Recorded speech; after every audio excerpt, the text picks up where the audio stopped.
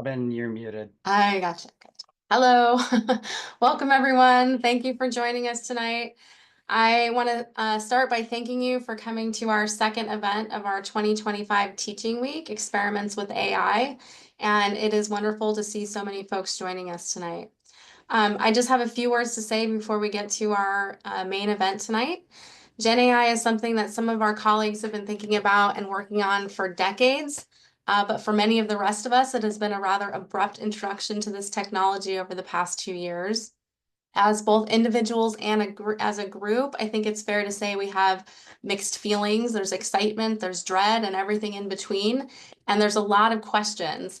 And a natural response for many of us in higher education and academia is to experiment. And that is what we get to hear about from our colleagues tonight.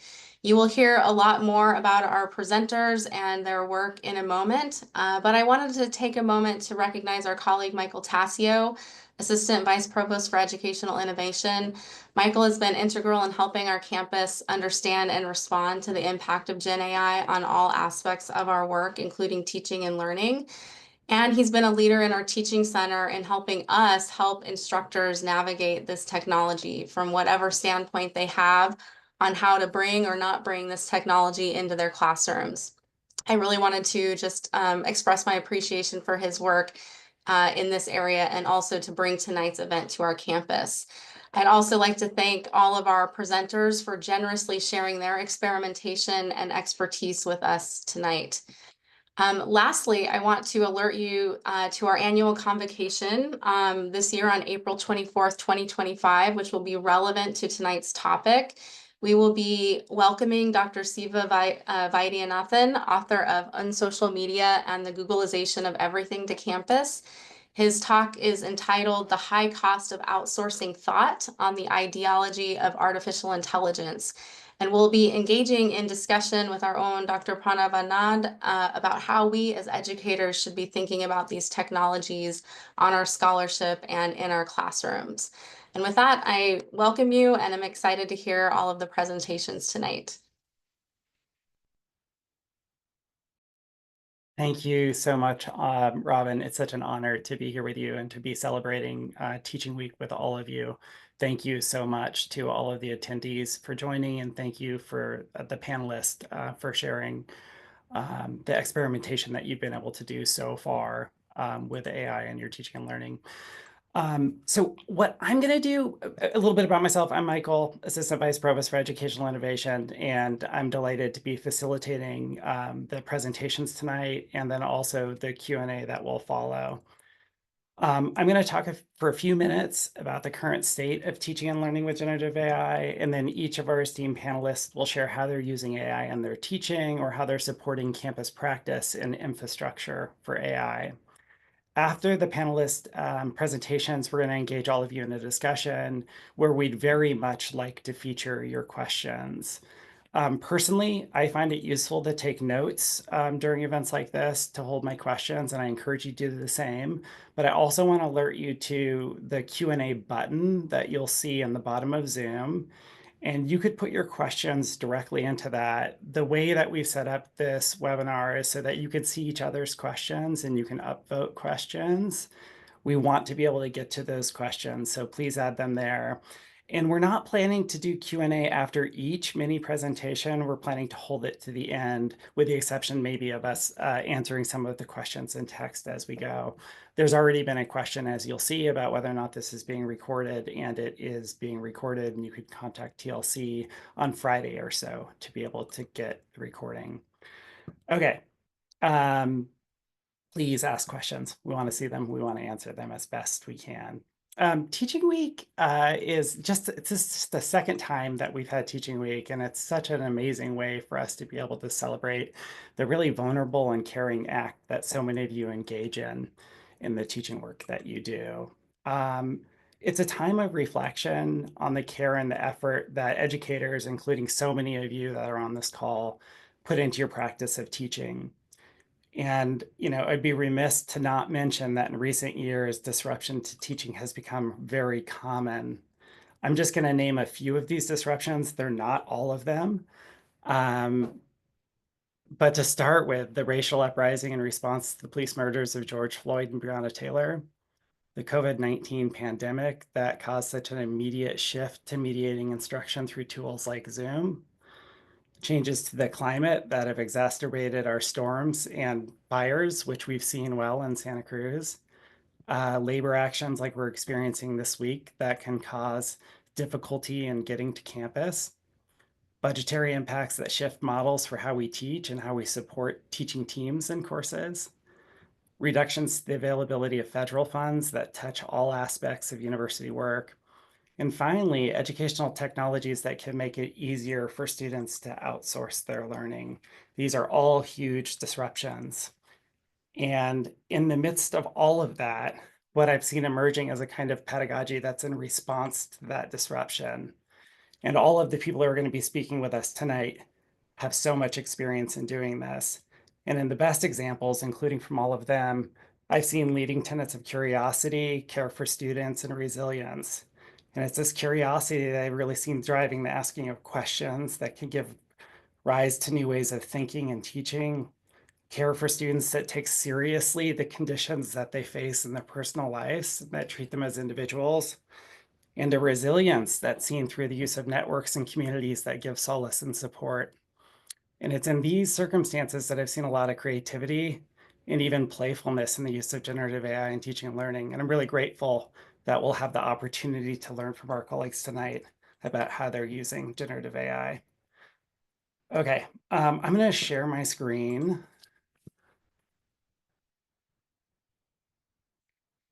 And I'm going to show some data from a couple of sources. And what I'm trying to do here is to really set the scene for how our students are using generative AI based on what they say. There's two sources. This first one is UQ's, or University of California Undergraduate Experience Survey. These are the data tables for 2024. The survey is run every 2 years, as many of you know. And sometimes questions are added in response to new circumstances. And this last time, the new circumstance was ChatGPT.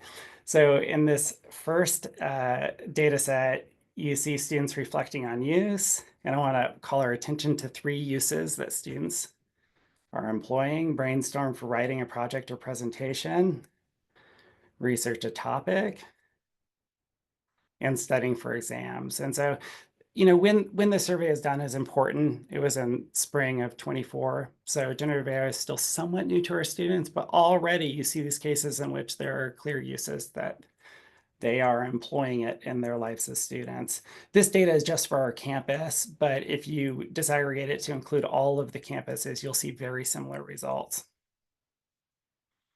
Okay, this this question is, I think, really important for us tonight. I want to draw our attention to these 2 questions. I understand how the use of AI can be detrimental to my learning. We see students saying at 40% that they agree, and at strongly agree, 40%. So 80% here agree or strongly agree that they see how AI can be detrimental to learning. On the other hand, this question is, I understand how the use of AI can enhance my learning. And we see agree at 33%, strongly agree at 23%, or about 55% overall. I think this is good news for us. I think that this shows a critical awareness from our students about how AI can be detrimental to their learning and the ways in which it can help. And so I think it's really important to keep this in mind as we consider the AI literacy, maybe, or even ethics that students have in how they think about using educational technologies. Okay, this next survey set, and there's just one more slide after this before we get started. This is from the UC Davis Center for Educational Effectiveness on generative AI student use. They expanded the question set to add more questions, and they're running the survey again right now, so we'll have additional data soon. This is about how students use it again. So understanding a difficult topic, checking for spelling or grammar errors, and then finally 15% at translating. They also looked at ethics. This is important to keep in mind, especially, for myself, at least working in the teaching center, I hear from a lot of instructors that are struggling with students' improper use of generative AI and writing assignments in particular. 89% of students say it's unethical to paraphrase or using generative AI without acknowledgement. unethical to copy content directly at 90%, and unethical to write an entire paper without citing generative AI at 93%. So again, I just want to set the stage here. I think that our students are already employing some kind of AI literacy in how they think about using generative AI. And I think that's important for starting this conversation to see some of the really exciting ways that our instructors are using it in their classes.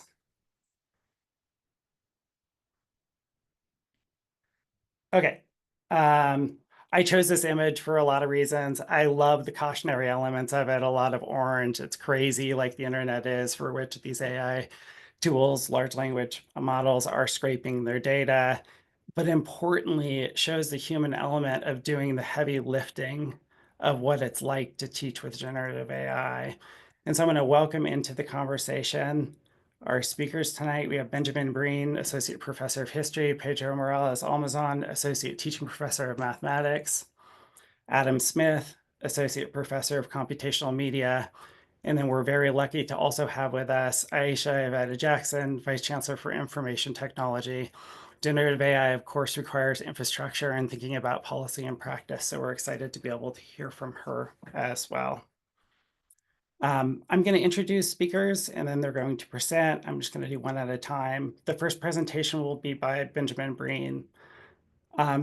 Ben teaches classes on early modern Europe, environmental history, the history of science, technology, and medicine.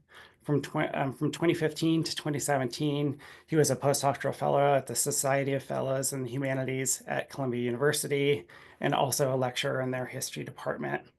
He received his PhD in history from the University of Texas at Austin, and his first book, The Age of Intoxication, Origins of Global Drug Trade, was published in 2019. His second book, which made a lot of news last year, Tripping on Utopia, Margaret Mead, The Cold War and the Troubled Birth of Psychedelic Science, appeared on many year-end best of lists and even earned Professor Breen an interview on Fresh Air. I think interestingly for all of us tonight, he's working on a couple of books right now, including one called Ghost of the Machine Age, A Family and Empire, and the Prehistory of AI. Professor Breen, welcome so much, and thank you for sharing with us.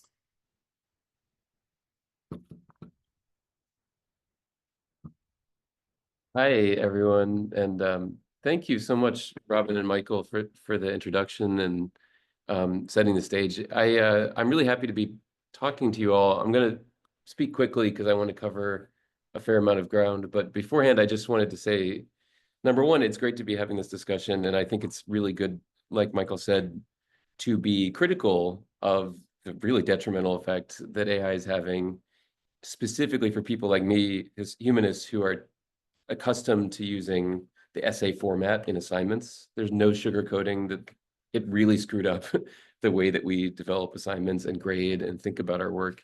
And it's something that everyone who does written assignments is grappling with. But also to talk about the creative and experimental and interesting, to me, interesting aspects of what generative AI can do in the classroom, which I also find quite exciting. So I'm going to be talking about the fun parts, as it were, mostly. But I also do very much empathize with people who have a very negative view on this, because what they've experienced is students cheating by completely generating essays with ChatGPT, and that sucks. And there's no getting around that. The other thing I want to say is thank you to Pranav Anand in linguistics and Zach Zimmer in literature, because a lot of what I'm just about to talk about was sort of collaboratively developed from talking to them. So first of all, I'm just going to kind of, I'm going to share my screen and just go, I don't have slides. I'm just going to show two demos that I've made of educational history simulation games, which I, to a certain extent, have used already in the classroom, and I'm really looking forward to using. But I'm also looking forward to developing this as a sort of genre of teaching tool, because you can iteratively change them, you can add new information to them, you can totally reshape the way they look. And I find that really exciting. So the very first beginning of this is that I was teaching a medieval Europe class and also a history methods class in 2023. And very quickly, I've been interested in AI for years, partly because my wife is an AI researcher. So ChatGPT, when it came out, was very much on my mind. And, you know, I immediately could see the effect on students in terms of the negatives. And it was clear that assigning 10-page essays and short form discussion posts is not going to work very well in history and many humanities fields where it's like, read this PDF, it's a 5-page PDF or 20-page PDF, and write your thoughts about it or summarize it. It's so easy to just get ChatGPT to do that for you that it really did immediately manifest in our classrooms.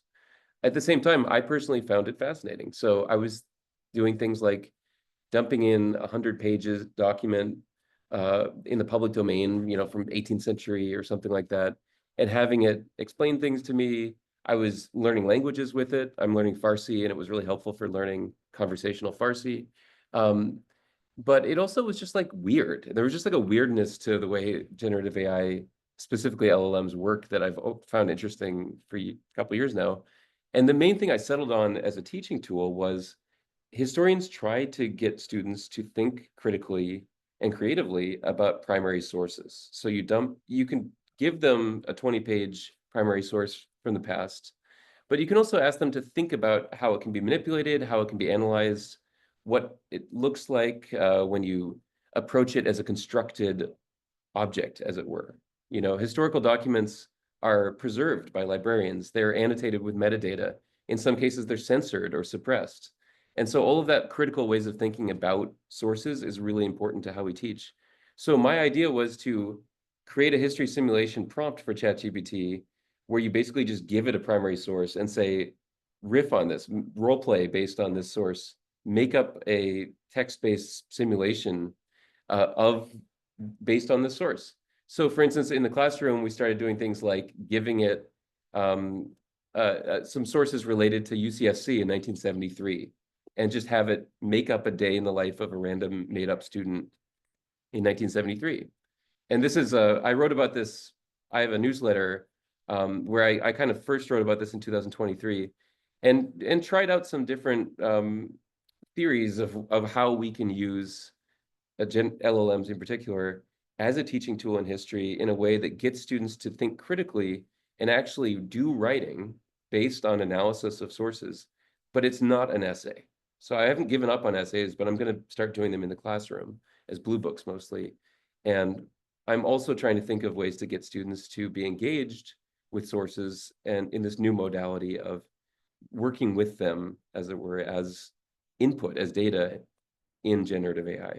So I played around with different scenarios basically, and initially it was quite primitive. So for my medieval Europe class, made a series of prompts that simulate getting the plague in 1348. The bubonic plague epidemic was one of the most impactful things in history. What did it actually feel like to get the plague? And so I did it in 3 different places: Damascus, Renaissance Italy, or sorry, medieval Italy, and Paris. And I threw in just a little bit of primary sources in these because the context window at that time in 2023 was quite small. So I just gave it tiny little sources like the plague attacked Gaza, traps at Sidon and Beirut. Next, it directed its shooting arrows to Damascus. There, the plague sat like a lion on a throne and swayed, blah, blah, blah. And it was interesting how much an LLM, if given just that initial motive and a little bit of material, a little bit of context, was able to just spin out these amazing, unique role-playing scenarios that were text-based, but students did them in the classroom in pairs and discussed what they would do next. And then we had a group discussion about the results. And it was actually pretty exciting. I was very pleased with how that worked. Students were really into it. It got them to do the reading because the way I set up these prompts was that you have to kind of have done reading in the textbook and in the primary source that week to know how to navigate the scenario that you're in. And that got me thinking, in this case, yeah, sure. Yeah, I mean, it was just an in-class activity. There's no grading attached to it. So it really didn't have any purchase, as it were, in terms of getting them to really do the reading. It mostly just engaged them. And so they did the reading because it was a novelty and fun. Then I got to thinking, what if you actually make a standalone game? So before I had just been giving them a prompt to literally copy and paste into ChatGPT. What if you make a platform and you actually have an assessment agent or tool that is another LLM that actually reads what students do in this historical simulation and assesses how historically accurate it was and what they entered, and also the sophistication of their analysis. So I play around with these two ideas. Charles Darwin simulator, when he goes to Galapagos Island on the voyage of the Beagle in 1835, and my own field of history of medicine, a simulator of what it was like to be an apothecary in 17th century Mexico City. I mostly just picked that because I had actual sources that I could use that I had photographed myself and that were based on real people. And so the thinking here is that these are just mock-ups of games. These are not real games that I have yet made. But for instance, I'm here at this point, it's 2024 when I wrote this. I was thinking, if you simulate Charles Darwin, for instance, on Galapagos, doing scientific analysis for a history of science class, just to teach students what was it like to be a naturalist or a scientist in the 19th century? How did they think differently from contemporary scientists? What was it like to be Darwin? What, just the basic fundamentals of the history of Darwinian thought. If a traditional game represents knowledge, literally is just little tokens. They're just little game, they're little purple things.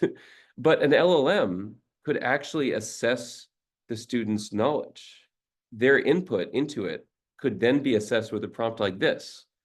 You are assessing player input for a text-based game. The player assumes the role of Darwin. Players score points on a 0 to 10 scale based on their ability to observe, write, and theorize about species they encounter. And so that's really interesting because that's completely dynamic. It's interactive. It's something that I can be given as a teacher. It's not like a closed loop.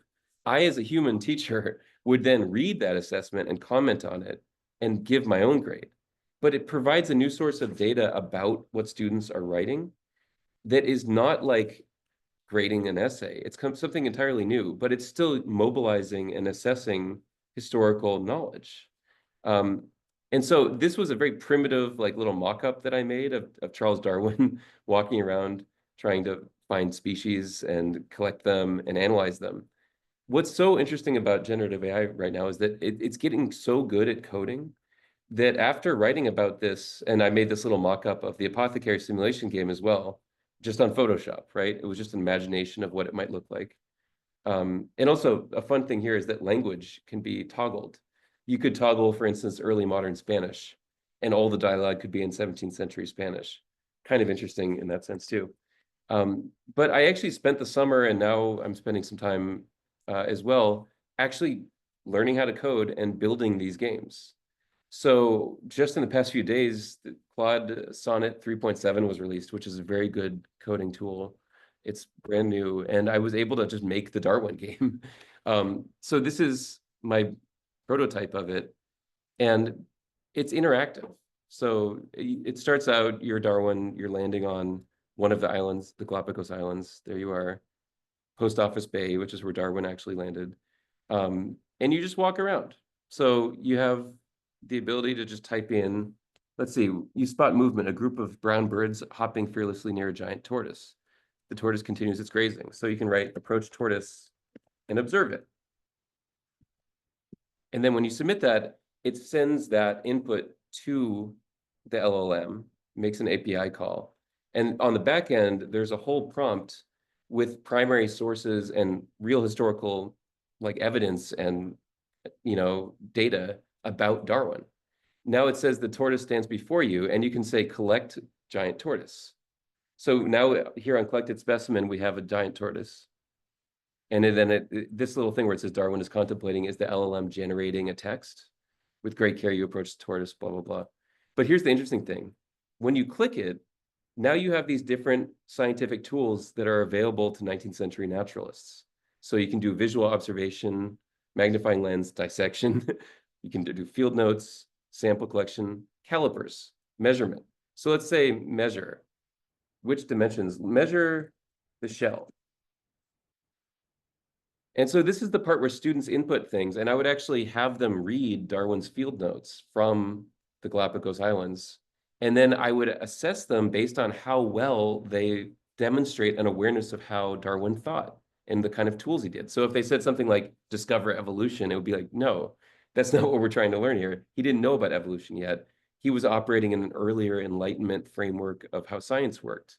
That was quantitative, but it was not Darwinian yet, And so you can keep doing all these things where you could use different tools to analyze the specimen. You can talk to your, Darwin had a servant, Sims Covington. So now these are actual real people. And on the back end, the LLM is being given information and actual quotes about those people. And then you can have a conversation with this working class guy who worked for Darwin. And so there's like all these like potential for getting students to think about class, getting them to think about travel and the nature of like what it was like to live in a pre-modern world where it took years to travel somewhere. And getting them to actually kind of experientially see, in a sense, what it was like to be these historical figures. Obviously, this is not an accurate, fully accurate depiction of what it was like to be Darwin, but digging into the history was really interesting because, for instance, I found out while researching this game that there was actually a prison colony of political prisoners from Ecuador on the island where Darwin was studying the tortoises and finches. And he actually met the guy who ran the prison colony. So I added that to the game, and now you can walk to the prison colony and talk to the governor there. And the thing is, you can actually add primary sources as well. This is also a little feature that I'm playing around with, check memory. So you can give primary sources about Darwin's past and have those be kind of interactively generated as so far as they relate to the things that just happened in the game. So that is one thing. The other thing I've been doing is the apothecary game. And this one's a little bit more well-developed, but a little bit not as good looking actually, because I built it last year. So in this, there's patients who come to your door asking for recipes and medicines. In this case, the patient is knocking at the door. So this is based on a real person. So Maria Coelho was an actual person in my first book who was actually persecuted by the Inquisition and basically exiled to Brazil. I'm imagining if she showed up in Mexico City a few years later under an assumed name, still working as an apothecary, which is basically a pharmacist. And so these are actually real people, like Ana de Soto was an actual person. And so I have adopted from actual primary sources, which you can read in the original by clicking on it.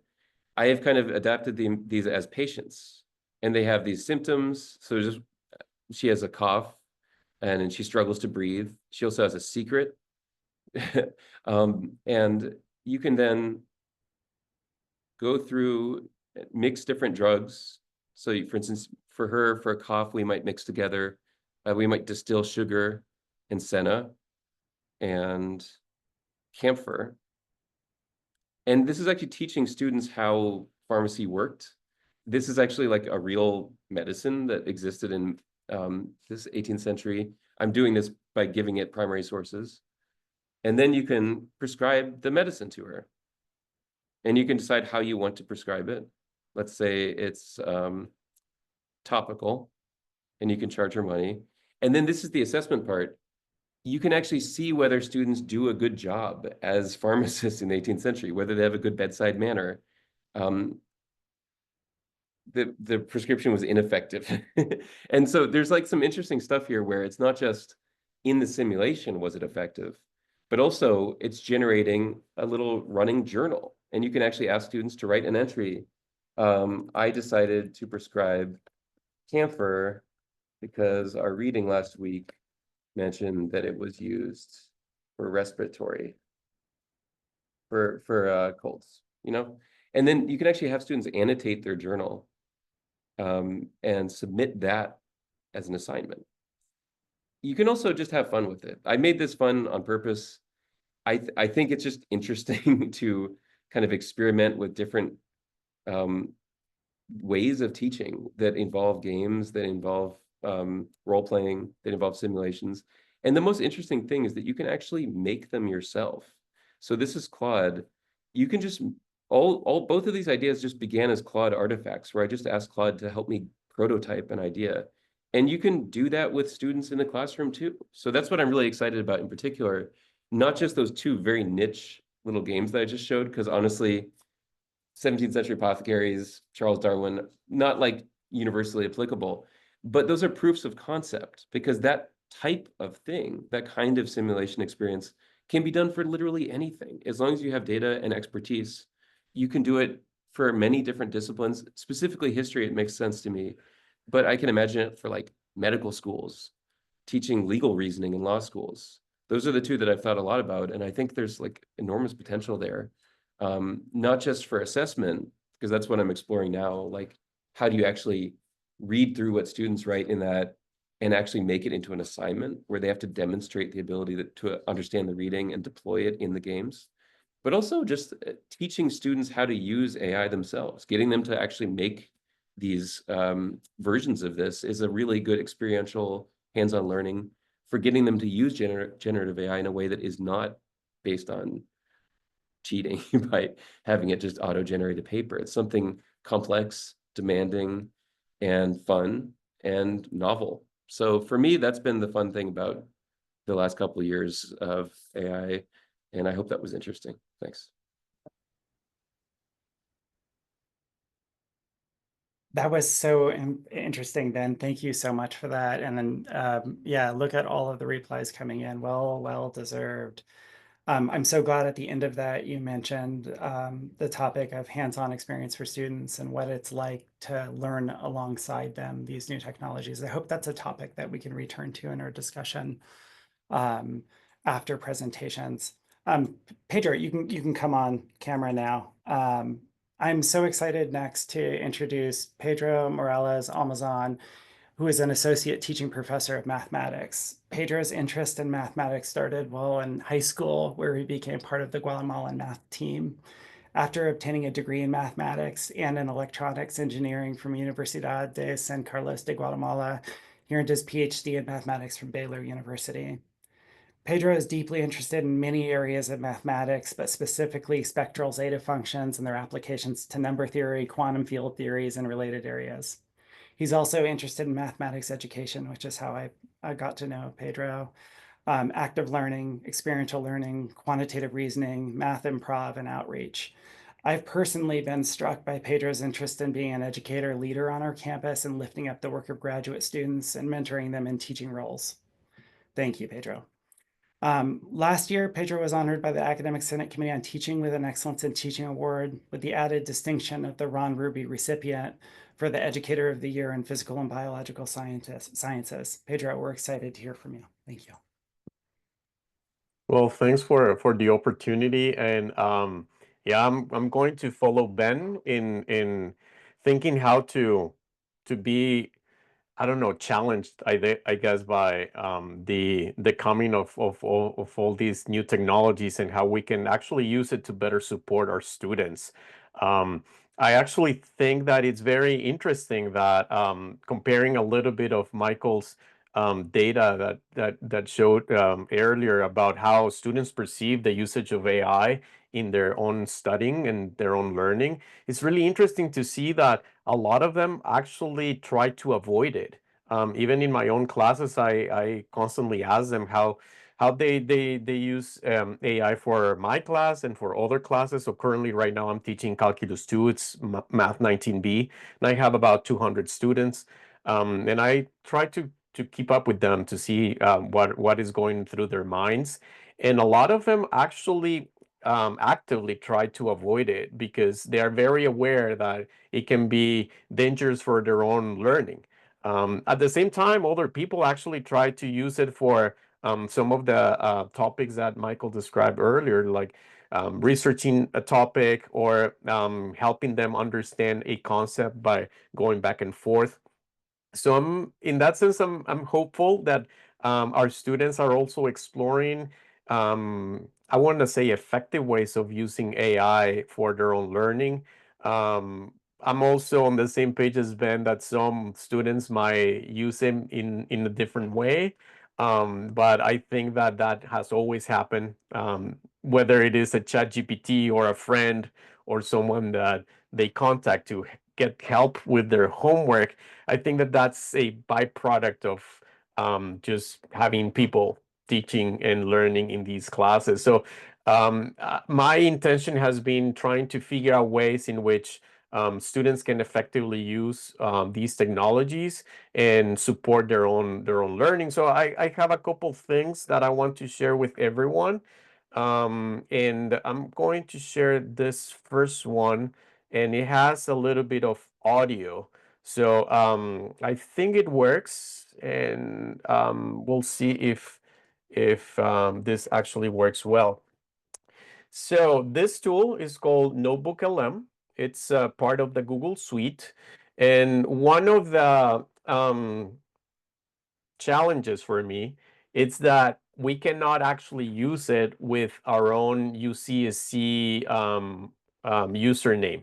This can only be used at the moment with a personal Google account. So just I want to be very transparent about that, because I've been trying to use this tool with my own students, but it's not an official tool for my class because of that reason, that not everyone might get access to it, only people that have a personal Google account.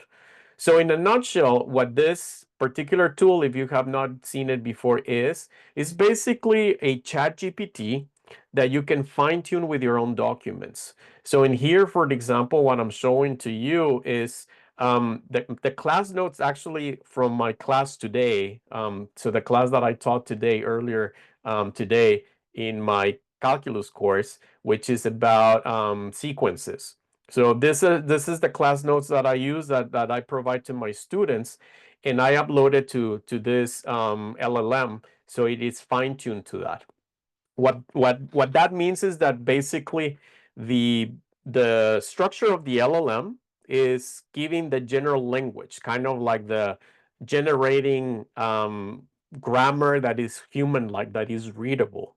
But the content itself is going to be fine-tuned to the documents that I uploaded. So this is only regarding my class.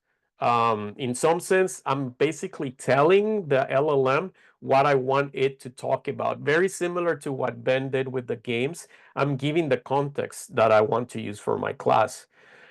So it is text-based as the other chat GPTs and Geminis and Claude and everything else. But this is one of the nice features. You can actually generate an audio overview of your materials, which I think is very, very interesting. So I'm going to just play a few seconds for this, because the whole thing generated was 10 minutes. So that's a little bit much, but I want to show you at least a few seconds of what come up with. Basically, again, I uploaded my own notes. The thing started generated audio on itself, and I literally told it to generate a college level podcast that was for about 10 minutes. So you can see that it's exactly 10 minutes in here. So I'm going to play it, and hopefully the sound works well. Welcome to the deep dive. Ready to explore sequences and limits. Super important stuff for anyone tackling college-level math. Yeah, it really is a foundational topic. We've got some awesome source material to guide us. By the end, you'll see math in a whole new light. It's like, And let me actually fast forward a little bit. So that was the introduction. I think that sound was working well. Let me just randomly put it right in the middle so you can get a snippet of what they actually talk about. we call that convergence. Okay. Like, imagine a racetrack where the runners are getting closer and closer to the finish line, but they never actually cross it. Yeah, I can picture that. But what about the sequences that, like, never settle down? What about them? Those are the divergent ones. The rebels. They might just zoom off to infinity, like a rocket blasting off, or maybe they oscillate back and forth, can't make up their minds. I see.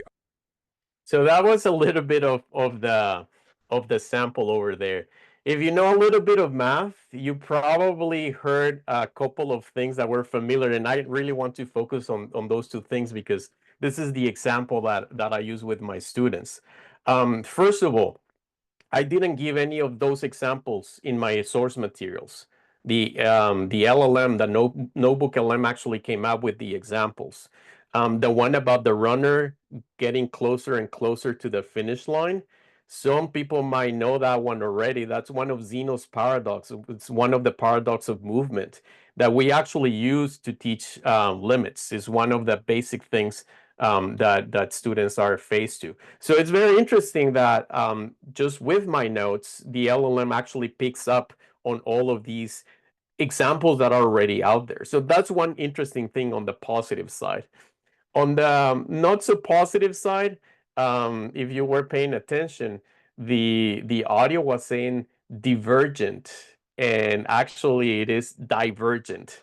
So even though it's trying to say the right thing, if it doesn't have enough data about the particular thing that you're talking about, it might make a little bit of some mistakes whenever you use it. So I'm going to switch my screen quickly because I generate the audio for my class with the topics based on the notes that I have.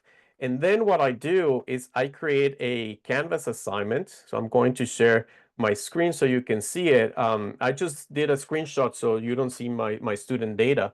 But basically what I do is I create a discussion, a Canvas discussion that is basically that podcast that I just showed clips of. And what my students have to do is they have to listen to that, and they have to find what is interesting about it, what is confusing or problematic, because the audio that generates is loosely based on the notes that I give it, but it's not super truthful. It hallucinates a lot. And actually, I ask my students to identify the hallucinations that it creates. So actually what they have to do, let me just show you a screenshot of what they need to do. It's a Canvas discussion, meaning that it's a post. They listen to the audio and then they reply to it. And they can like the replies from other students, and they can create their own. They can also reply to them. But you can see that they are actually interacting with the material in a different way. Instead of me, say, for example, uploading a video or me just putting a recording from my class, they actually are interacting with this thing. And not only that, they're actually evaluating how good it is. Of course, we talk in class that all of these technologies are prone to hallucinations. So the content that they're getting is not going to be 100% truthful. And that's part of their assignment, is trying to figure out what are the things that are true and what are the things that are not true. So in that sense, I believe that in a similar way to what Ben is doing, the interaction actually provides a different way to engage with the content. And I really like to focus in that evaluation part of the interaction. I think that that's very powerful. So I want to share a couple other things before my time is up that kind of like follow the same idea. So another experiment that I've been playing with is basically generating things from an LLM. And let me show you this one in particular. So I'm just using Gemini in here, the Google one. And one of the things that I like is precisely spotting mistakes. I think that that's a very powerful way for students to learn a topic. So in here, for example, I asked Gemini to generate a problem from my class, Calculus 2, but I wanted to generate a problem that had a single wrong step. And basically what I give my students is the problem and the proposed solution from the LLM. I don't tell them that it's generated by the LLM, but I tell them, hey, this is the problem and this is the solution. It has one mistake. So the activity in our class is to actually have them discuss where the mistake happens. And this is very helpful for me because I don't have to come up with 1,000 different ways of creating this. I can simply just use the LLM to generate that. And it's very interesting to see the creative ways in which the LLM actually works. The nice thing about this one is that it also kind of reasons what is the mistake. And of course, this is just a starting point for promoting conversations with your student. Common mistakes, this is something that everyone that teaches a calculus class know. Whenever we're dealing with integrals, a lot of people will forget that plus C. So I use a lot of these things as a starting point for whatever we are discussing in our class, which I think is actually a different way to engage with them. I want to show you another example from ChatGPT that I like to share with my students. So sometimes I actually just share this on Canvas or even during my lecture time, because probably for the humanities side and for the English side of courses, the main problem is generating essays. So coming up with the text is one of the main issues. For the math side of things, one of the main issues is that all of these LLMs actually are not computers. They actually don't have computational engines. So one particular example that I found very interesting was a problem that I found on the internet actually, and I was trying to just assess ChatGPT how good the prompt was going to be. So this problem is very simple problem about coming up with a magic square. So if you have not seen a magic square, it's basically a Sudoku. That's the way you can understand a magic square. So you can only use a number once. You cannot repeat a number.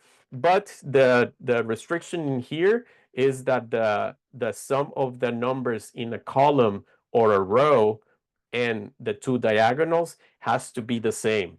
So if I add these three numbers, or for example, these three numbers in this column, and if I add these three numbers in this row, those two sums should be the same. So I asked ChatGPT to actually come up with such an example, and it was telling me that it came up with an example. So it told me the numbers that I could use to fill it up, and even it showed me, quote unquote, that the sums were the same.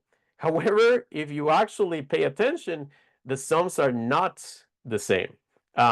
This is actually not true, and this is a very obvious lie.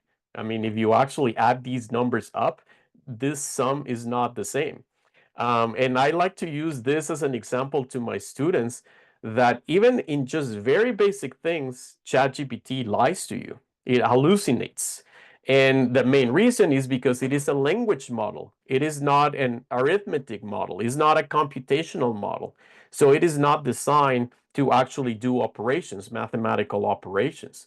And this is, of course, a very extreme case, but it's important for students to know how much they can trust all these tools, because some of them actually start using ChatGPT as some sort of calculator, but actually that's a terrible idea. It is a terrible calculator, and if I try to torture it a little bit more, I telling ChatGPT, no, you're wrong, this is not right, it kind of like keep pushing through, like, oh yeah, you were right. Sorry, my mistake. And it gave me another answer, but the same thing happened. It was not true. It was the wrong answer. So I like to share that with my students so they can see that whatever they get from ChatGPT, they should assume that is not 100% accurate. And I think that AI literacy part is super important.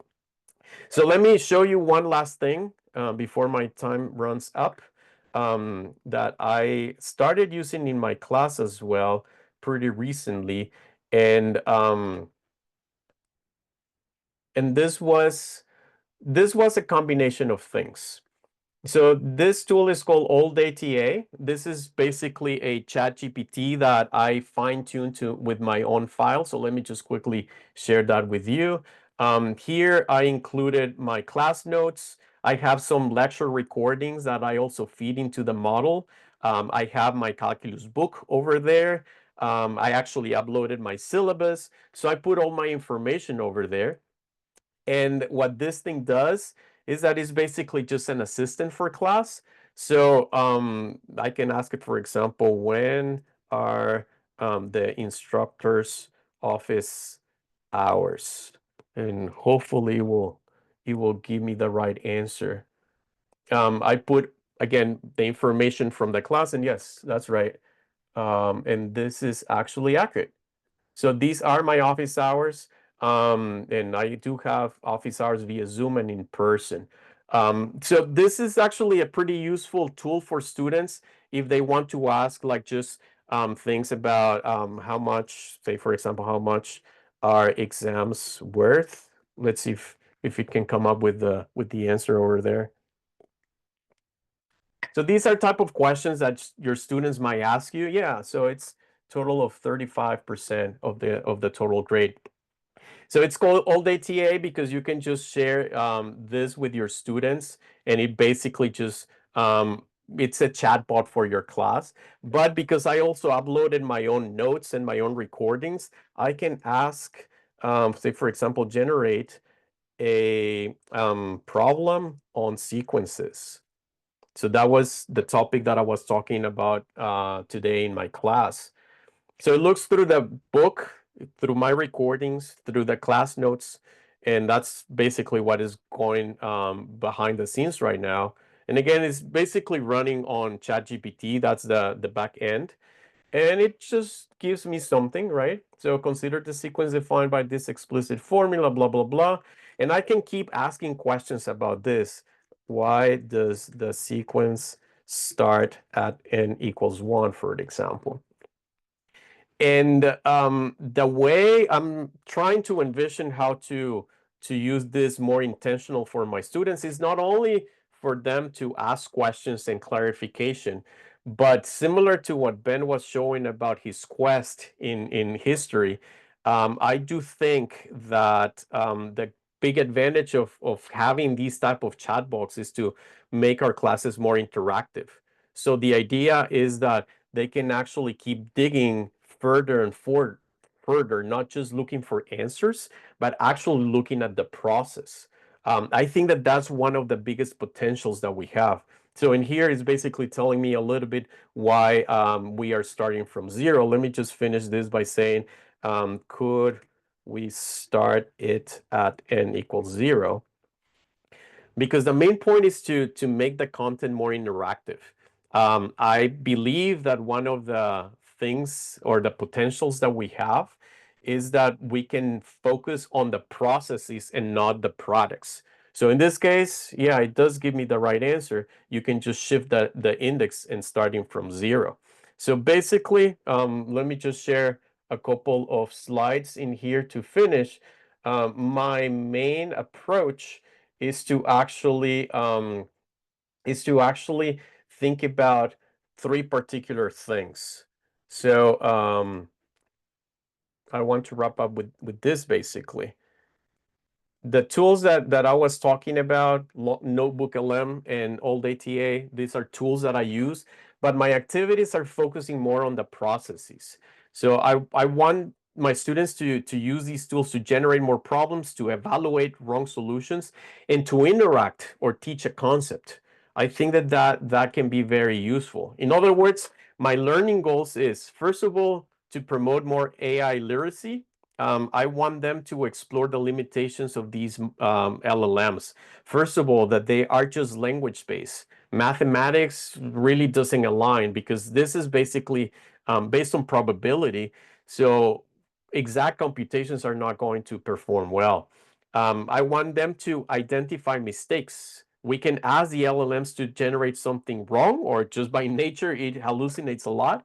So I think identifying wrong things is a very useful way for them to understand something. And then the third one is it's basically what happens in humanities with the essays, right? Is how you actually interact with the topic, how you actually understand something is by interacting with that something. And this is where I can see a lot of the potential in AI tools, that we can make materials way more interactive. It's not just passive. It's not just students looking at a video or just reading a text, but actually interacting with it. And I believe that that's where the advantage of having these tools are. So that's a little bit of what I wanted to share with everyone. Hopefully I was not that scattered. I'm still playing with things. I'm still experimenting with stuff. And one last thing that I want to remark, as I said at the beginning, is that I found very useful to just ask students how they are using AI in their own study. They are also experimenting, they're also exploring, and that to me has given me ideas on how I can use it more effectively. Probably the last thought that I want to share on the topic of accessibility, this old ATA that I share with you guys, I'm paying for the subscription for the entire class, because one of my personal worries, and maybe we can talk about that later, is that just the access to AI tools can create a bigger equity gap among our students. People that have money to pay for a ChatGPT subscription, for example, actually will have more advantage than people that only use the free version, or even less, that they don't know that they can use the free version. So in my class, this old ATA, I'm paying for the subscription for the entire class So at least I know that everyone has equal footing when it comes to these type of tools. So I just wanted to bring that to everyone's attention, because I think that we have to be very intentional about that. So again, thanks for letting me share a little bit of the experiments that I'm doing, and thanks again, Michael and Robin, for organizing this. Thank you so much, Pedro, and thank you particularly for raising the issue of access and equity at the end. With educational technologies, the trade-off is either giving up privacy or paying, and so I really appreciate you saying that. And I think that's a common theme, infrastructure for AI, that we'll hit on later, and also that I expect Adam will raise in his talk, as he's paying for a service as well. Okay, Adam, please come on screen. Adam Smith is an associate professor of computational media. He's a computer scientist, a design researcher, and a software artist. Adam does technical games research for enriching the ways we create, distribute, consume, and reflect on interactive media like apps and games. His dissertation, titled Mechanizing Exploratory Game Design, built a design automation practice in the interdisciplinary space between game design, design studies, computational creativity, and symbolic AI. So you even see back then he was working with AI. More recently, Adam is experimentally integrating design automation into his teaching while training graduate students to develop new uses for AI in the design of interactive media. I want to note that Adam did his PhD at UC Santa Cruz, and as a graduate student, he was awarded both the 2006 Outstanding Teaching Award through Baskin Engineering, and again in 2007, the Excellence in Teaching Award for Teaching Assistants through the Graduate Division. Thank you so much for joining us, Adam. Oh, thank you. I had forgotten about the awards. Like, oh, I guess I must have put that on my website or something. Well, so I have some slides that I want to show everybody, but first I got inspired by something that Pedro showed, and the mention earlier before how Ben was saying you can make things really quick with Claude artifacts. So I just, in the seconds while Pedro was finishing, I went over here and I said, I want you to generate a self-contained HTML page that includes math tech rendered equation. I'm not even going to read all, like, I rapidly typed some stuff, didn't spell check it at all, but to make me a kind of interactive widget here where there's like some algebra problem and you have to figure out which step, like, oh, I think that was the wrong step. You click it and you get feedback and you reset it. You're like, that was the wrong step. And it's like, yeah, that was the wrong steps. You're getting it feedback on it. Like, this took, I don't know, 4 seconds to make. And then I went back to watching Pedro's talk a little bit more, but I thought, well, I don't normally teach a class where I have an algebra problem like this. I want a computer programming version. So one paragraph of text later, and 10 seconds later, there was, here's some code and here's a series of steps to optimize the code. And one of these steps changes the behavior of it. And you have to sort of spot where in the incremental process things got changed. And I haven't even read it, so I didn't get it right on there, but this idea is sort of already moving between us instructors during during the things now. But that's not actually what I was going to show you. I want to show you this thing. Let's see, is everything showing right there? It looks like it is. I'm just going to move some of these things out of the way. Okay, so today, oh, now I finally found the Q&A things, and I will try not to be distracted by those during it. I'm going to tell you about a system called Brace, but as usual, some introduction to it first. Many times when you go to talks, like some of the ones that we saw last night at the teaching symposium, there's sort of this undercurrent of doing more with more, in the sense that, like, you can help out your students more if you do this little bit extra thing. And I think we're all in a mode where, like, a lot of us don't have more to give, even though we want to give more.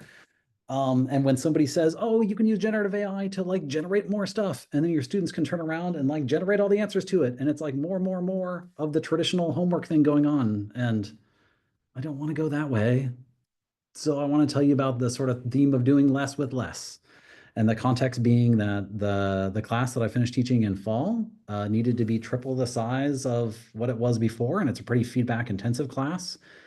Also, for complicated reasons, we didn't have discussion sections when we did, and the solution to scaling can't just be work many times harder.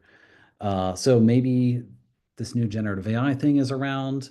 Like, I've been doing AI for generating stuff for a long time, but even to me, what is now called generative AI, there are many things that are new about it.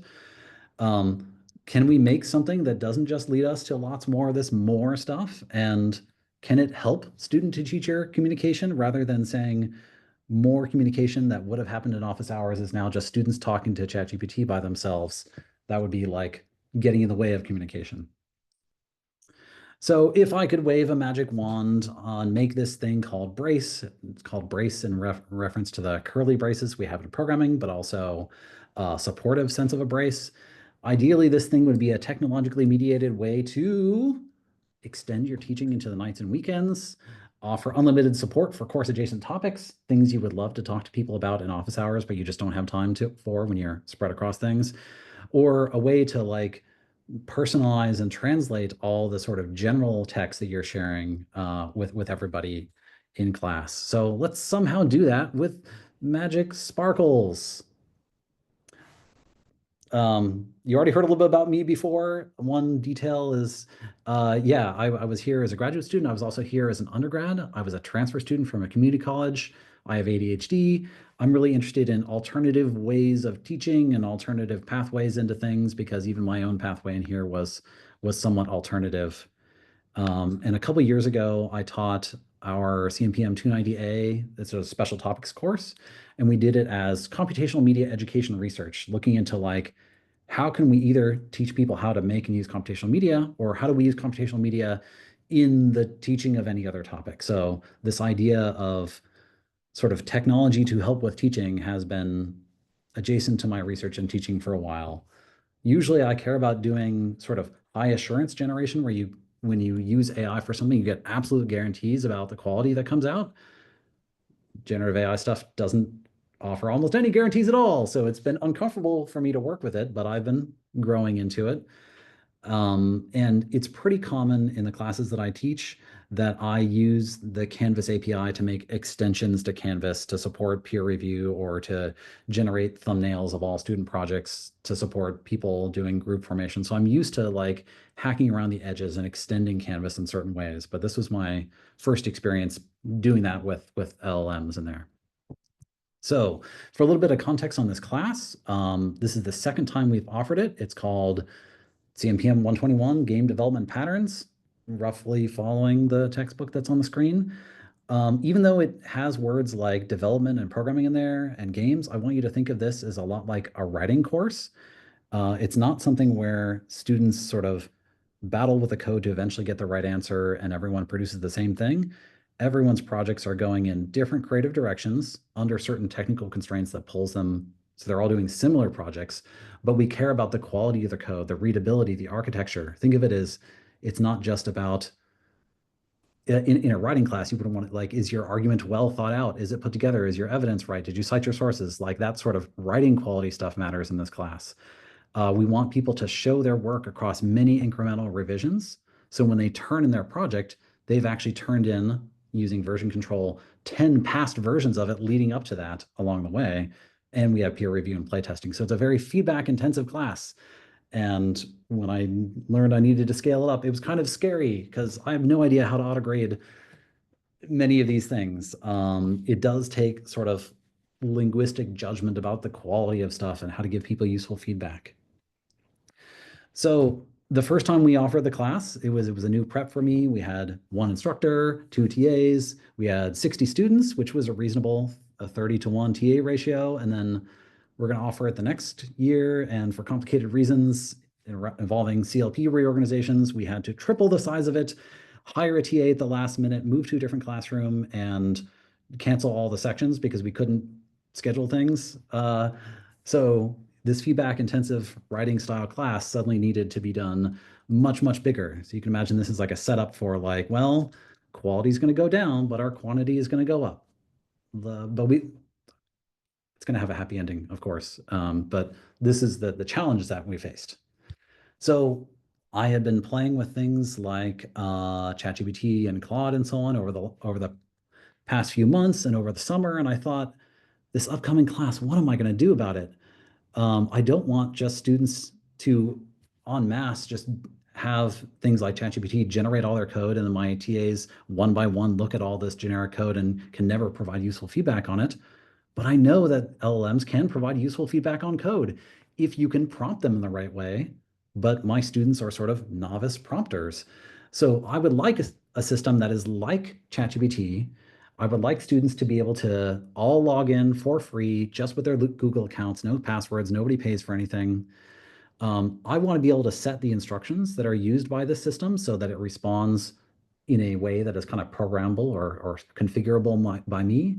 And I would also like to look at their conversations to get a sense of their thought process to see, are there good prompting strategies? Are there bad ones? What do people really do with it when they're not turning in a final artifact? And also, I really wanted it so that they could turn in their conversations from whatever chat site they're on, turn those into Canvas directly so that when my TAs are looking at them, they're quickly scrolling through and sort of spot checking a nicely formatted conversation without the student having to produce like a well-formatted report in the end. I want them to, the report should just be a byproduct of having the conversation. So that's the vision. That's what I wanted.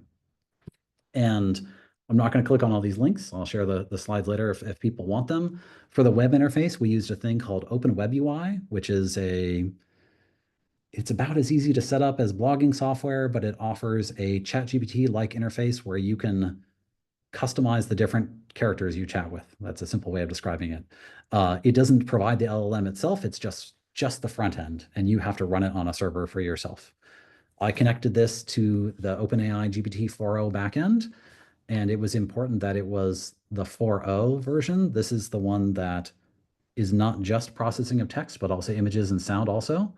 Even though I said it was a writing intense class, there is a lot of screenshots that my students share, and those screenshots actually have clues about how their software might not be set up right, or they might have a screenshot of gameplay of their game and say, how do I make this thing bigger?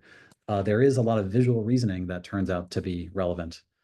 As for letting people log in, I figured out a way to let them log in with their Google accounts. ITS didn't know that I could do this, but figured it out anyway. It wasn't actually much code to put all this stuff together. It was a lot of pre-existing building blocks that just sort of got mushed together with a bit of Python and a bunch of English prompts. And some of those big building blocks are plugging it into Canvas and plugging it into GitHub, the site where my students are showing their incremental progress by putting their code online in a public place where their friends and family can play their games. And I think the actual main development of this was like 2 weeks over the summer. It wasn't a big part of my summer. It was a fun part, but it was only like 2 weeks. So from a teaching perspective, what can we do with this? Well, one of the first assignments that I had, and I'll give you a little demo of it, is I'll literally click to where this is on Canvas. Reading 0, meet Brace, or do the profile builder activity. Visit the main tool for Brace. And they just go to brace.tools.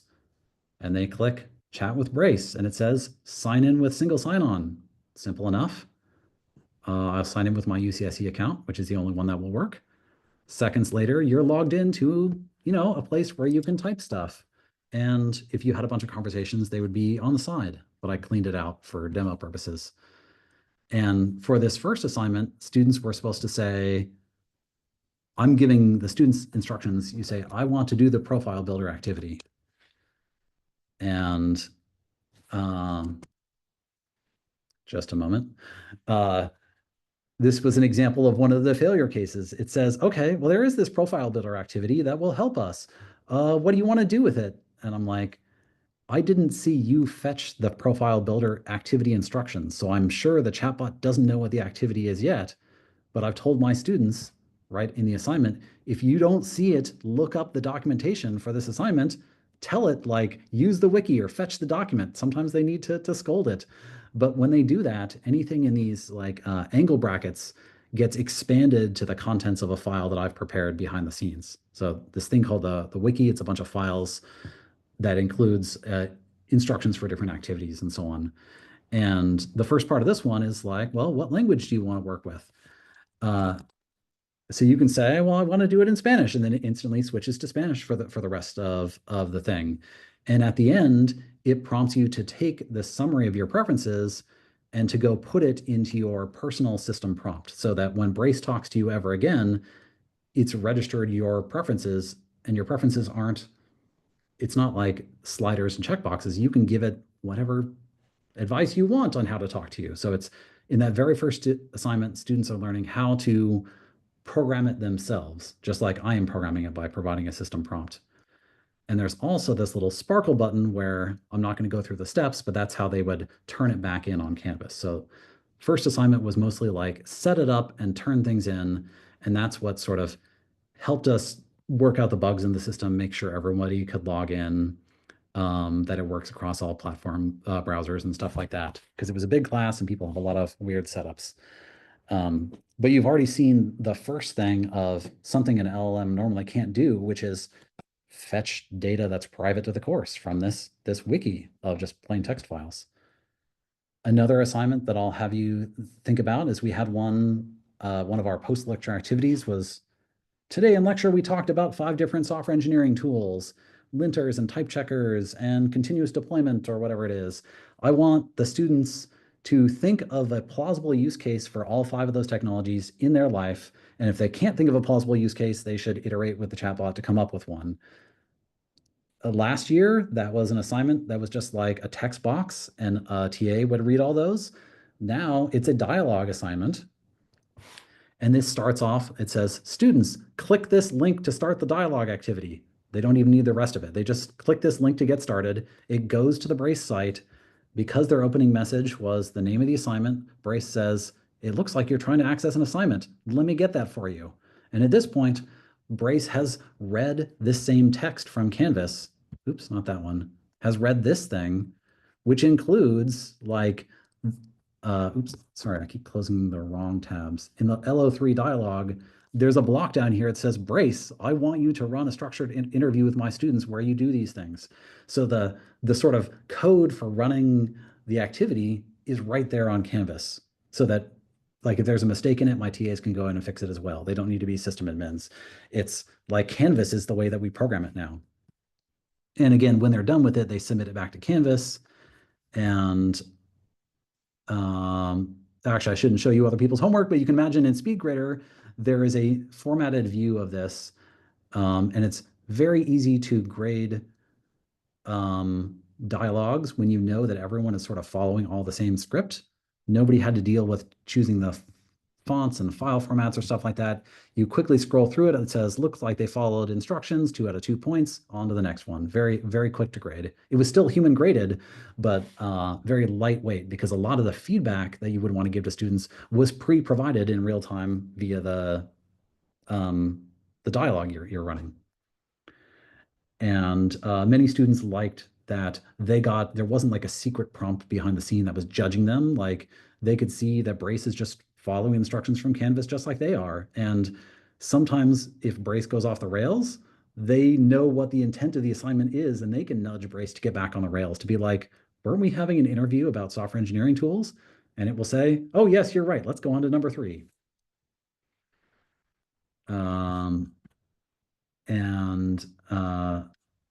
Next thing, this is the last of the assignments I'll show you. This is the one that I'm most proud of. It pulls together all the different parts of the system. So I had an assignment that after lecture 16, I really wanted my students to get started on the assignment called D3A. And D3A, it's a Canvas assignment. And I said, students, this assignment is intended to help you get started. I want you to fork the starter code, make a button that when you click it, something pops up. And when you've done that and pushed your code to the public where people can play it, come back here to Canvas, start a conversation with Brace, and it will check that thing out for you. And then here in sort of gray on light text is like, Brace, here are your secret instructions. Please check that they fork the right starter code, that they successfully made an update, that the code that they give you a link to is not the instructor's code again. So we can do a little test of this. Could you confirm you're referring to assignment? Yes. I don't know why I didn't fetch it directly. Fetch it. Awkwardly, the backend LLM has changed behavior over the last month. So it's somewhere in here, it's like, please provide your link so I can assist you further. So let me go get a plausible link I can put in here. This isn't a student code. I'm linking to my own starter code. And it will say, okay, to check on your progress, I will need to go look at the recent workflow runs in that repository. It looks like your project was successful. However, it seems like none of the commits were contributed by someone other than Adam Smith. But meanwhile, I can check in your code to see if you've added something. And it's like, well, I see that there was a to-do marker. If you want to add a simple button, here's a way to do it. So think of it as if the student thought they were done, it can tell them, not quite, but here's a way to get you to a done state. And this isn't about finishing the project. This is about getting over that activation energy of like, I just need to make any visible change to my project and push it to the public version. So it's primed the moment the student sort of falls off the rails to help them get back on there. And they didn't have to copy and paste their code in from anywhere else.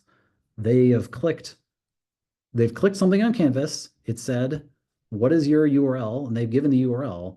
They didn't have to copy and paste in a lot of evidence. They've already, in some sense, submitted their evidence to this other site that they were already using. So it's sort of recycling the labor that they've already done. And this assignment, like I didn't even think of this assignment until after class was over that day. I was sitting in the picnic benches outside of the classroom at Oaks College and spent 15 minutes writing this text and then went home and made dinner. Like normally this would be a huge amount of custom programming and automation to make something that provides instant feedback on this. And it was just like on a whim, I thought of this type of assignment and deployed it and hoped it worked. And I think later on that night, I reworded the instructions a little bit after the first few people had done it, and I added some clarifications, but I could just do that on Canvas. So you might be wondering, what kind of reactions did people have? I have a whole bunch of survey data within the class and also through the SETs, just to highlight some of the things. Many students were like, wow, a professor who doesn't say that ChatGPT is evil and it's going to rot your brain, even though there are aspects of that. They liked that it was being used in a different way. They really love that around the clock support, sort of like the all-day TA thing that Pedro mentioned. They liked that they could ask these dumb questions, which of course are never dumb. They're actually really important questions. And I like that they asked them rather than not asking them. And at the end of the quarter, oh boy, people said I am the best / worst instructor, and it's always some generative AI thing that is the reason that I'm the best or the worst. Extreme polarization at the end of the quarter. One thing that stuck out to me was that someone's like, wow, I really wish I had this during the TA strike. So there are ways in which this thing is like meaningfully overlapping lots of the responsibilities that we give to instructors and TAs. It obviously can't do the whole job on its own, but it can do big chunks of them in a way that I can see someone else seeing this and be like, well, why don't we triple the size of the class again? It seemed to work. But now you only get one TA or something like that. And it might work. I don't know. But it feels really awkward, the fact that it's involved in these labor issues as well. From a teacher perspective, this is sort of me and synthesizing the TAs. The TAs couldn't look at conversations unless they were turned in, but I had this like system administrator view that I could look across everything. And I'll say that there was very little problematic use. Even the heavy users of the system were like heavily using it for pretty good stuff. So I'm glad I didn't put a rate limit on that, because the people who did go deep were getting really good stuff and teaching me good techniques about how to use it. Usually when there was something like, I really wish it hadn't said that, almost always it was the case that the student was getting into some territory where they were referring to some really course specific thing that Google or ChatGPT can never answer. Like, I'm working on step 2 of the D1 assignment. The only way to know what step 2 of D1 is to like read all the other private to the course materials. So that's an example of missing context. It's part of why I integrated it with Canvas more and more over time. So almost all of this thing that we feared a lot about, the hallucination, was almost always tied to missing context, and it was almost always fixable by integrating more stuff that would just stay integrated in the future. I didn't give it the ability to like download lecture transcripts, although I did test by manually pasting them there that really does help, or giving it the like PDFs that I shared with students maybe next year.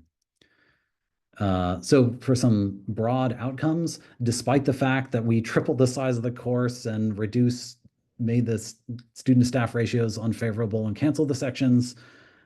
About the same number of people got D, F, or W, and the score distributions on the assignments was about the same, despite the fact that we were degrading many other aspects of it.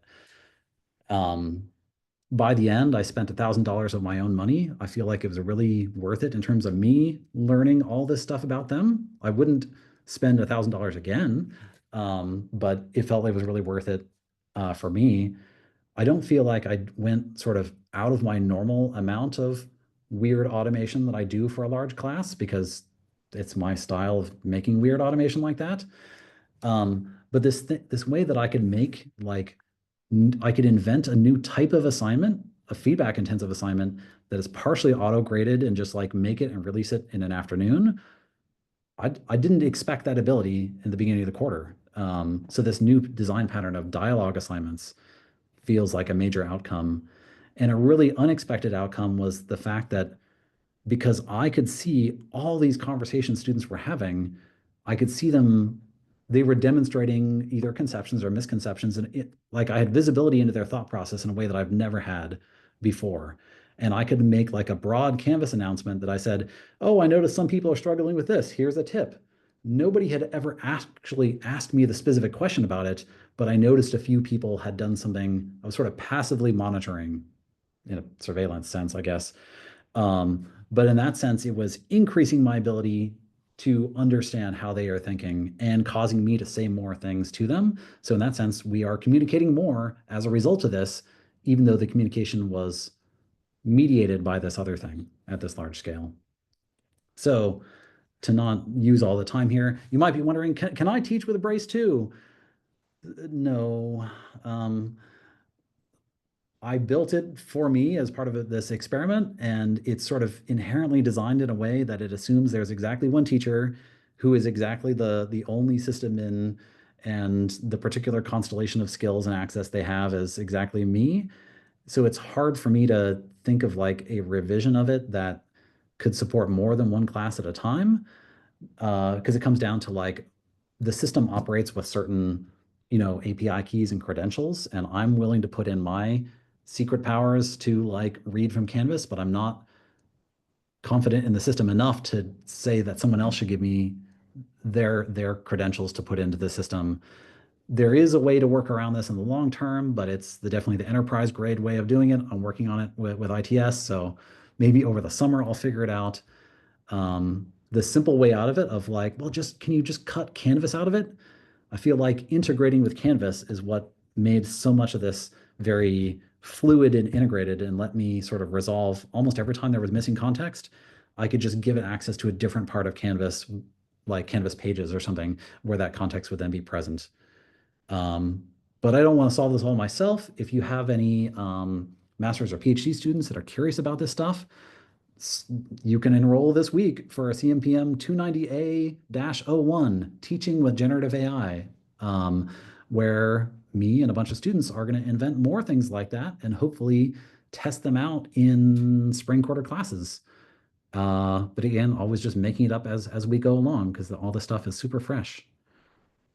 Yeah, that is it from me. Thank you so much, Adam. Really appreciate that. And thank you, Aisha, for coming on.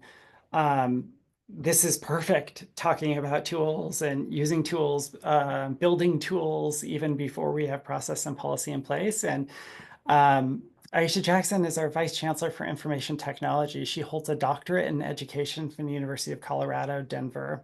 She also holds a master's in education from the University of Florida, Gainesville, and a Bachelor of Arts in Elementary Education from Flagler College in St. Augustine, Florida. She joined UCSC somewhat recently in 2022, following a successful early career at the University of Colorado Boulder, where she was that university's first Assistant Vice Provost and Assistant Vice Chancellor for Academic Technology and Student Success. A big title, Aisha. And it was a role that was created to ensure the continued advancement of campus technology and service to both faculty and students. At UCSC, Aisha is transforming ITS governance structure and integrating key new bodies, including technology-enhanced teaching and learning, and more recently, the AI Council, which she'll be talking about now. Thank you. Thank you, Michael. And I'm so grateful for this opportunity to wrap up this part of our session with information about the UC Santa Cruz AI Council. As illustrated in the presentations made by my fellow panelists, there is a lot of experimentation with AI happening in the teaching and learning space at the UC Santa Cruz campus. AI has the potential to strengthen our mission and transform how UC Santa Cruz functions, not just in teaching, but in research and administration as well. At the same time, we heard a little bit from Adam and Pedro there. There's some complex challenges that require thoughtful attention to ethical considerations, data privacy, and responsible use.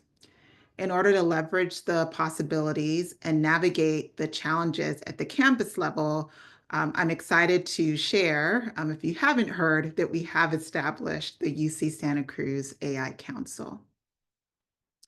There are 5 components to the AI Council's charge. First, opportunities and collaboration. As we heard, there's already amazing work happening with AI on this campus. The AI Council aims to provide scaffolds for this work across the UC Santa Cruz community by creating avenues for engagement with AI and promoting cross-disciplinary collaboration. These scaffolds will include providing advice on the development and training of our staff, faculty, and students to help them develop the literacies that some of my panelists discussed, such as writing and editing good prompts. Those literacies are needed to engage effectively and ethically with AI. Our next component is principles, policies, and ethics. In early 2024, ITS issued security and privacy guidance related to the use of generative AI, but the landscape is changing every day. So one of the things that it did is it outlined prohibited uses, permitted uses, and guidance on procurement and licensing. We need to build on this work, as well as the work that is being done at the UC Office of the President to establish principles for the ethical and responsible use of AI on our campus. We will also be giving strategic advice, such as recommending strategic initiatives to maximize AI's benefits. We will be providing guidance on the use and integration of AI across research, teaching, student life, and operations. And the final 2 components will help to advance the integration of tools like Google's Notebook LM, which Pedro demonstrated for us, within UC Santa Cruz systems, as well as investments the campus might make to ensure equitable access to tools like all-day TA and affordability of tools so that our faculty don't have to dole out money to do this type of experimentation. The AI Council will be supporting risk assessments of AI-related risks, including cybersecurity threats, legal considerations, and unintended consequences, in alignment with UC policy and compliance requirements.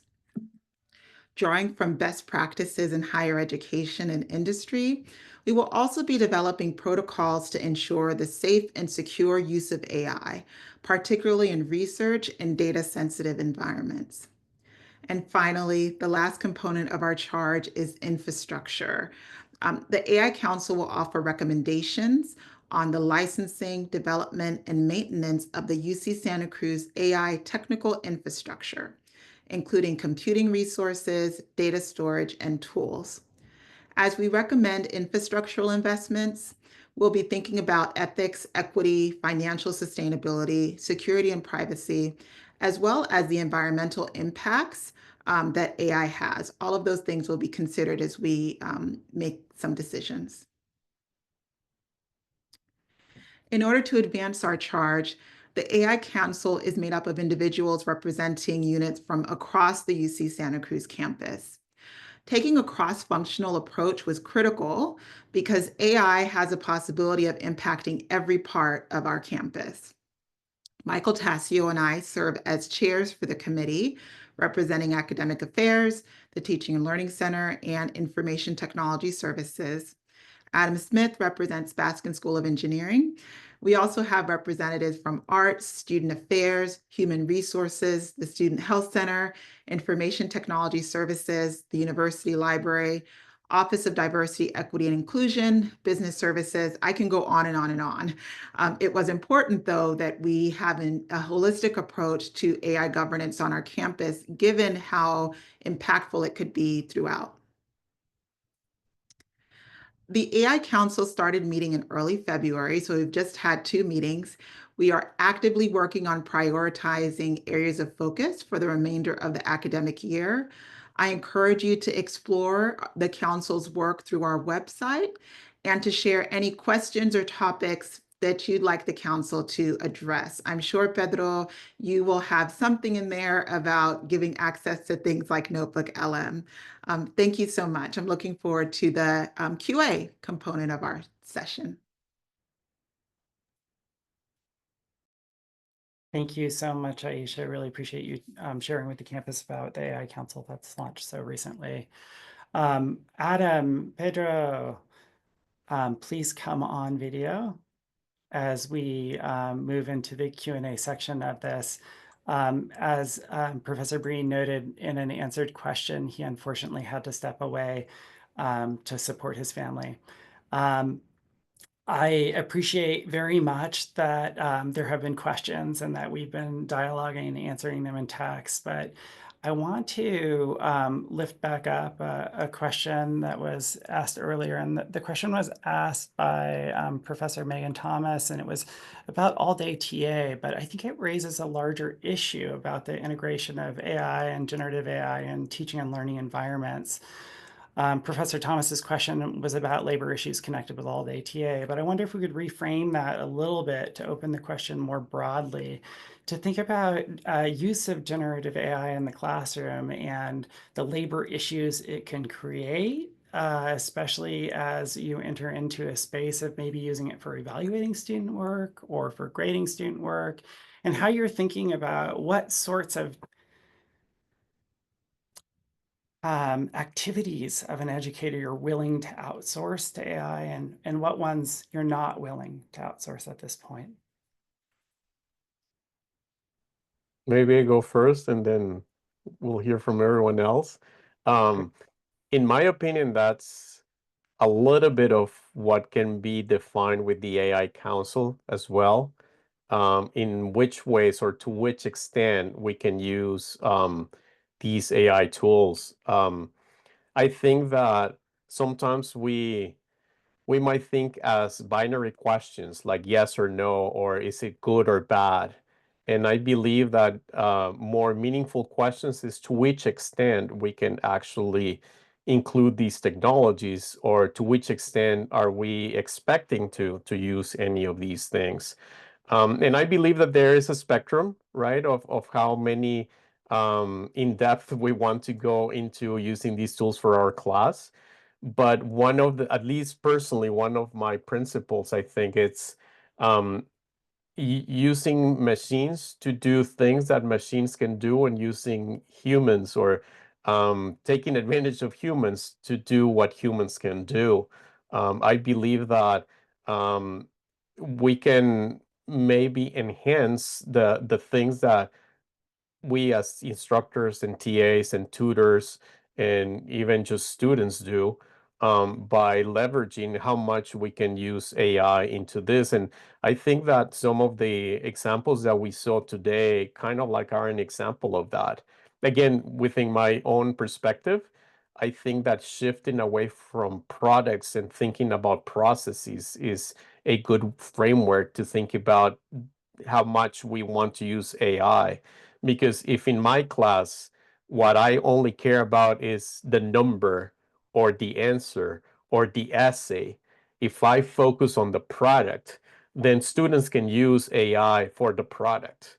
If as an instructor, I only care about the grade or the feedback, then I'm focusing on the product, then I would be tempted to use AI for that. But if I actually think about the process, in my opinion, the process is about learning, then I can see how I can use this tool as a tool and not as a replacement. So maybe my final thought about that is this idea of I want to use AI or technology to do my dishes and my dirty laundry, so I can do my art and my poetry and my math in my particular case. I heard it somewhere, not the other way around, right? We don't want our AI to do our art, our poetry, our painting.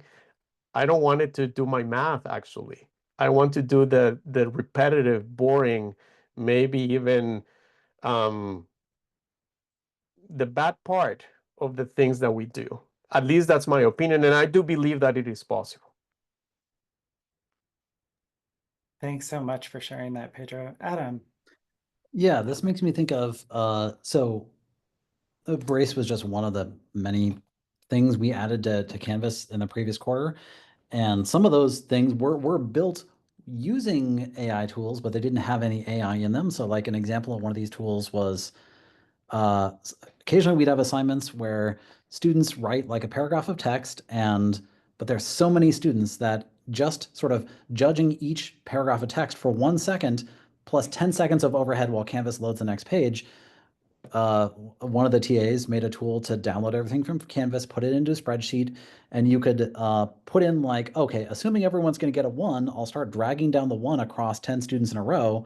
So you could, we're still getting full eyeball supervision. We're still spending our, 3 seconds per student, but we're spending no time waiting for Canvas to load in the meantime. So that was an example of like, I think grading is considered this low status labor that people think isn't important enough to make tools like Speed Grader in Canvas is not very speedy, especially in a large class. But we're like, I don't want to make things auto graded because that will cut off this flow of me understanding them and them understanding me. But I do want the grading to be very efficient. So we will use AI in making tools to make us into super graders so that we don't go to auto grading, because I do want, and we could, in that same tool, we had it so that you could sort of block grade 10 people at a time, but anybody who needed a customized comment, there was another spreadsheet field that would become a Canvas comment. So we still had the full fidelity of feedback, but more efficiency overall. And AI was involved in that. I guess we could have made it without AI, but that sort of, it's now, because it's easy to develop these tools that make grading more comfortable, maybe we should make more tools to make grading more comfortable rather than making auto graders and so on. And then there would be less multiple choice stuff and more. Well, that was a rant on other things, but yeah, these labor issues, especially in engineering, where many of my TAs can, at some level, automate their own job in some of these auto grading dimensions.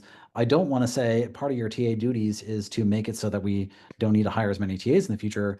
I want it so that, part of your duties are to make tools so that you can be done with your TA job in 4 hours this week instead of 20 or something like that. Like, I would love to say it's that way. They still get full credit and they get to practice and brag about this engineering contribution that they made. And at some level, they still did all their grading because they only did the powerful human judgment part of it and not lots of button clicking, waiting stuff. Thank you so much, Adam. I'm going to shift our topic a little bit, and Aisha, I'm going to start with you on this question.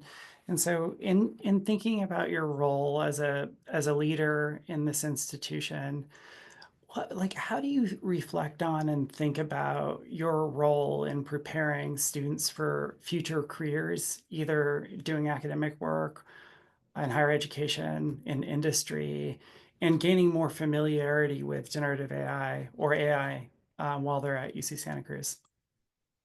Yeah, I think about my role in the organization that I'm in as facilitators. And so providing the tools that would be leveraged by folks on this panel, like Adam and Pedro, to help facilitate the development of those literacies. And so I think about us as facilitating that, providing the ecosystem that could be leveraged by our students to do the development that you talked about. I also think about it from the full student life side. If we think about it more holistically and think about them outside of the classroom, the ways in which that learning can happen in other areas outside of the classroom, and looking at how we might support, for example, our advisors and or our DSAS staff, our Division of Student Affairs and Success staff, and leveraging platforms, tools, knowledge that we support to help do the type of development that you described in our students, Michael. So I consider us as facilitators. I appreciate that. Thanks so much. Pedro or Adam, is there anything that you'd like to add in terms of how you think about your role as an educator and preparing students for a world in which they'll be using AI? One thing I can think of is that it feels like in my department of computational media, like surely within a short number of years, this will be something that we like cover in our intro class is just like one of the ways that you make interactive media. But like there's no like useful books on it yet. We're still inventing the ways of doing it. And I occasionally find myself, like I showed that thing before of like, get an idea for an interactive thing and like make it in the next 8 seconds. That feels like a skill that is super relevant to my students who want to make meaningful interactive media. But I only learned how to do this trick recently, so I don't feel like I can teach it to them. But I do think it will be a thing that, in the same way that people are saying, oh, well, everyone should learn to code, that we should have prompting in middle school, so that you can have high school classes where students make interactive things really quickly, like Ben's history simulations. That shouldn't just be for history professors to do. It should be for middle school students learning history to be able to make those simulations, just like we expect everyone to learn how to make PowerPoint style presentations now, not just graphic designers. So it'll be pushed down the stack, but none of us are experts yet. Thank you for adding that, Adam. Pedro, anything you'd like to say? Well, I guess in that same vein, it's pretty early. Maybe the only thing I want to say is that it's going to be a challenge because he will make us question a lot of things. Even I guess our students are facing this is like, what does it mean to know something? Because now I can just chat GPT anything I want. Or what does it mean to write an essay? What does it mean to solve a differential equation? I think that it's a challenge in that sense, and it will force us to redefine certain things.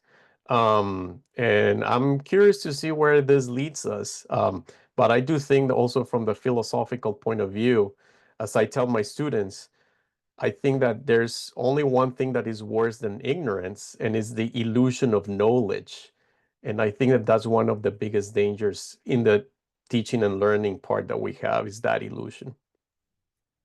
Thank you so much, Pedro, for that. I really appreciate that. So thinking about something worse than illusion, is to have, excuse me, to ignorance is that illusion of knowledge, and how tools like ChatGPT can influence us in ways that we have that sort of illusion. So I want to be true to our time. So as you can all see, we've hardly started this really important conversation. There are major topics, including the environmental impact that AI is having on our climate, that we were not able to get to. There's a lot more that we can talk about related to labor and use of these tools for tasks like grading. And I want to keep that conversation going. And the next point at which we'll have the opportunity to discuss this on a large scale is through the TLC convocation, which Robin mentioned is on April 24th of 2025. And that's going to be titled this year, The High Cost of Outsourcing Thought on the Ideology of Artificial Intelligence. And we hope all of you will continue the conversation at that point with us. And a huge round of applause for these outstanding educators and panelists who are willing to come and share their knowledge about how they're really engaging in this new world of teaching with artificial intelligence. Thank you all so much. And thank you all to those of you who gave up part of your night to join us and engage in the conversation.